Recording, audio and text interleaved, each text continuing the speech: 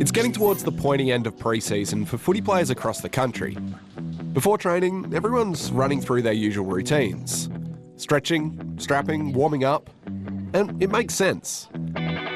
Just preventing injury and making sure that, we're ready to put on the best performance that we can. One wrong movement can cause, pull a muscle or something like that. It's just, to prevent injury mainly. Get more mobility so you're not so cold and just ready for the game, I guess. Kind of like shakes off a little bit of jitters as well.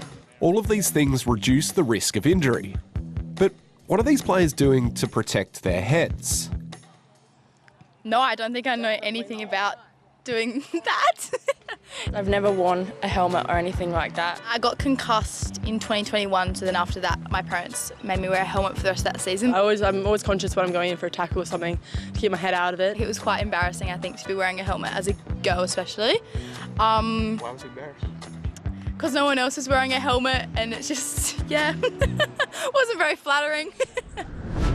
If you've watched or been around contact sport in the last 10 years or so, you'll know that concussions and head knocks have become a big issue.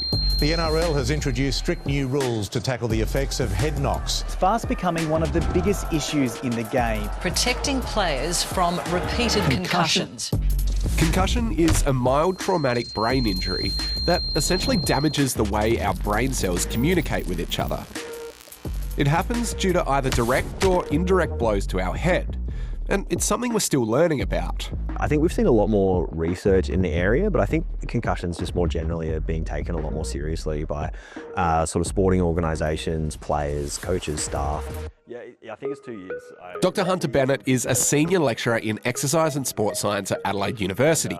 He says the way we treat head knocks and concussions has changed a lot this century. Even if you just look at, say, for example, the AFL concussion guidelines, they've evolved considerably over the last 20 years. A lot of those guidelines come from this document, the Consensus Statement on Concussion in Sport, which was written by a bunch of experts after a big concussion conference. Most of this document focuses on the best ways to treat people after they get a concussion. But what if we had a way to significantly reduce people's chances of getting one in the first place? We want to achieve for concussion what seatbelts achieve for road safety. This is a helmet designed to reduce the likelihood of concussion. And this is its inventor, Graham Atty. Yeah, it was actually back in 2012. It's a game of Friday night footy.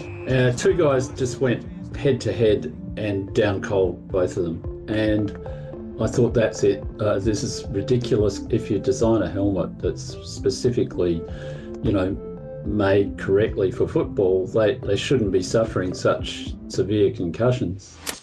Helmets have been worn in some contact sport in Australia for a while, but they're pretty flimsy. In fact, in World Rugby's regulations, it specifically says the only injuries that headgear is designed to protect against are cuts and abrasions. So most headgear manufacturers have abided by these standards. So it actually stipulates it can't work. So helmets were made for 30 odd years to that regulation. When you look at the science that's already been done on helmets, they all seem to back up this idea that when it comes to reducing the risk of concussion, they don't work. And that's in studies looking at Australian rules football, soccer, rugby, and a combination of those sports. Yes, it's true, but they were testing helmets that we already knew didn't work. So there should never be a conclusion that because that occurred, therefore no helmet is ever going to work, because it's just crazy, no one will get anywhere with that sort of attitude. What this helmet is designed to do is limit the amount of force transferred to our brain after getting a hit. The concept I had was to use spheres. The reason I wanted to use spheres is because they have a progressive resistance to impact. If you take a circle and then you compress it, when an impact first strikes, through the cross sections, if you can imagine, of the ball, there's not much resistance initially because it's only sort of the peak of the ball, and then as it squashes down and down, it becomes more and more resistant to the force. This new helmet design has shown to significantly reduce the force transferred to the head during impact. But so far that's only in a lab setting. So this is actually a really interesting topic of research. What we tend to see in like laboratory settings, right? So they'll get you in a biomechanics lab, or maybe it won't be a person, maybe it'll be a model or a dummy or something like that. And essentially they'll make contact with the head not wearing the helmet, make contact with the head wearing the helmet, and they'll measure sort of the forces that are sort of distributed to the skull. And generally what we see is that those helmets really do a good job of preventing or reducing the amount of force that's sort of transferred to the skull. And it often to like a pretty meaningful degree, or what you would think would be a meaningful degree. But then when it comes to research out in the field, we tend to see those helmets maybe not having as large a effect on reducing concussion as what we would expect. Now, researchers from Monash University are going to test this helmet in the field. Over the next couple of years, they will study 600 athletes, some wearing the helmet and some not, to see if it actually reduces concussion rates during sports games and training. The laboratory environment's pretty controlled, impacts are coming in a pretty consistent manner, and we're just sort of reporting or measuring the forces that the helmets are absorbing. We don't really know what like the force threshold at which a concussion could occur. So that could occur, you know, maybe your force threshold is different to my force threshold. Maybe that force threshold reduces if you experience multiple head knocks in a game. Every single player has a different susceptibility to concussion. So some guys will get a 100G hit and be okay. Another guy will get a 60G hit and go down, cold. It's every player's different, and it's all about their past history with concussions and so forth, and also just their individual makeup.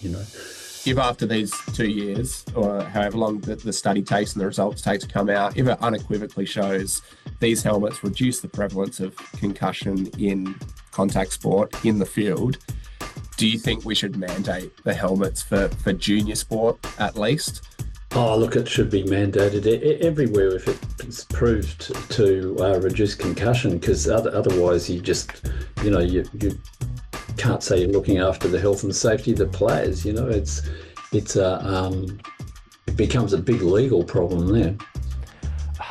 That's a tough question to answer. I think you would have to sort of question if these helmets have a really, really robust effect on concussion. You would almost make the sort of assumption that it's almost the duty of care to mandate it. So I think in that regard, it would make sense. To be clear, we're a fair way off compulsory helmets for contact sport. And no helmet is ever going to completely rule out your chance of getting a concussion. But if there was a helmet that, without a doubt, reduced your risk of getting one, would you wear it? I think I'd definitely try it if there were lots of people that were saying good things about it. I think it's definitely something I'd look into. I've had a few head knocks. I'd probably look into it and see, and if I got the chance to trial it out. I would also look into it because I've had a few knocks as well and a few concussions, but I don't think I would wear it straight away. I feel like I'd have to get maybe one more and then be like, maybe. Look, headgear's not that attractive if I'm honest, but it just doesn't look good. It's not very pretty. Well, I feel like if everyone was doing it, I would probably be able to get on board. I wouldn't feel so isolated. If everyone else, I reckon, follow the crowd and all that. Yeah. But realistically, it is what it is sometimes like that. So yeah.